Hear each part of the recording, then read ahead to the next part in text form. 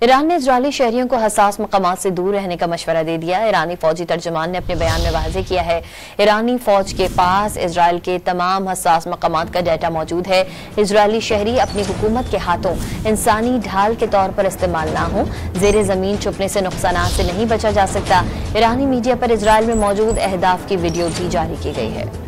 Iran ने Israeli शहरियों को हसास मकामात से दूर रहने का मशवरा दे दिया। ईरानी फौजी तर्जुमान ने अपने बयान में वाज़ेह किया है, ईरानी फौज के पास इजरायल के तमाम हसास मकामात का डाटा मौजूद है।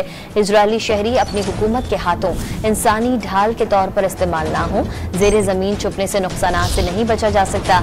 ईरानी मीडिया पर इजरायल में मौजूद अहदाफ की वीडियो भी जारी की गई है।